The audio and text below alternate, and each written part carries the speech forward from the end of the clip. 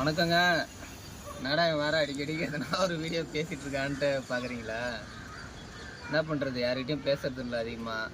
சரி உங்ககிட்டயாவது சொல்லுவோம் அப்படின்னு சொல்லிட்டு தான். இப்போ என்ன ஒரு சொல்லலான்ட்டு தோணுதுன்னா, இன்றைக்கி ஒரு சம்பவம். வெளியே போயிட்டு வந்தேன். அப்போ ஃப்ரெண்டு கூட நான் பின்னாடி உக்காந்துட்டு வந்தேன் பைக்கில். அப்போ தெரிஞ்ச ஃப்ரெண்டு ஒருத்தர் பார்த்தேன். அவன் வந்து ஒரு டைமில் நல்லா இருந்த பையன், ஒரு க்யூட்டாக அமுல் பேபி மாரி. இப்போ வந்து குடிச்சு ரொம்ப வீணாக போயிட்டான். ட்ரெஸ் ரொம்ப அழுக்கு, ஒரு ஒரு ஸ்மெல் வர அளவுக்கு ரொம்ப இதுவாக இருந்தான்.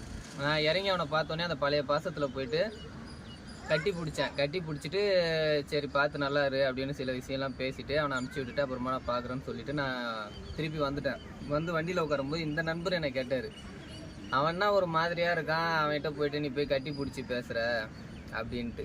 அப்போ எனக்கு தோணுச்சு, என்னடா இப்படி கேட்குறானே, அவன் எப்படி இருந்தவன், இன்னைக்கு குடிச்சு தான் அவன் வேஸ்ட்டாக போயிட்டான் அப்படின்றது எனக்கு தோணுச்சு. அதுக்காக சரி உங்கள் எல்லாருக்கிட்டே சொல்லலாம் அப்படின்னு எனக்கு தோணுச்சு. யாரையும் வந்து நம்ம அவ்வளோ சீக்கிரம் வந்து வெறுக்கக்கூடாது. அதாவது நான் எப்படின்றத மட்டும் சொல்கிறேன்.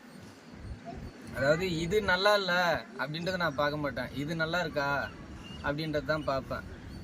அதே மாதிரி இது நல்லா இருக்கு, நல்லா காசு அதிகமாக வச்சுருக்காங்க அப்படின்றதுனால நான் போயிட்டு அவங்கக்கிட்ட போயிட்டு பழகுவேன், பாசமாக இது பண்ணுவேன் அப்படின்னு கிடையாது. அவங்கள வந்து சுத்தமாக எனக்கு பிடிக்காது.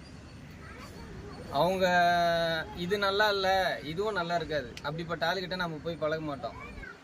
அவங்க சொல்லி அவங்கள பார்க்க போனால் குறிப்பிட்டு நம்மளுக்கு பிடிக்காது.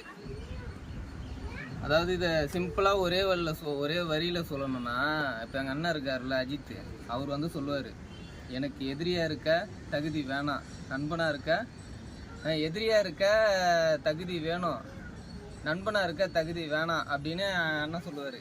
நான் என்ன சொல்கிறேன்னா, எனக்கு நண்பனாக இருக்க தகுதி வேணும், எதிரியாக இருக்க தகுதி வேணாம்.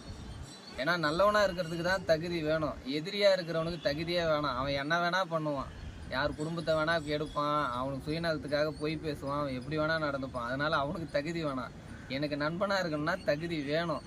அந்த மாதிரி தகுதினா மனசு, இந்த மனசு நல்லா இருக்கணும். நம்ம நல்லா இருக்கோம் நல்லா இல்லைன்னு வந்து வாழ்க்கையில் இருக்கிறது முக்கியம் கிடையாது. அடுத்தவங்களுக்கு தொல்லை தராமல் அவங்களுக்கு எதுவும் டிஸ்டர்ப் பண்ணாமல் வாழ்கிறாங்க பார்த்தீங்களா, அதுவே நல்ல மனசு தான். அதனால தான் நான் அவனை போய் கட்டி பிடிச்சேன், பேசினேன். அதாவது நாங்கள் ஒரு ஃப்ரெண்ட்ஷிப்பாக ஜாலியாக சுற்றிக்கிட்டு வேலை வெட்டிக்கு போகாமல் இருக்கும்போது அவங்கெல்லாம் வந்து படிச்சுக்கிட்டு இருந்த பசங்க, டீசெண்டாக ஸ்கூல் யூனிஃபார்ம் போட்டுக்கிட்டு அப்புறம் வந்து ஒரு பேக்லாம் வச்சுக்கிட்டு ஸ்கூல் போன பசங்க.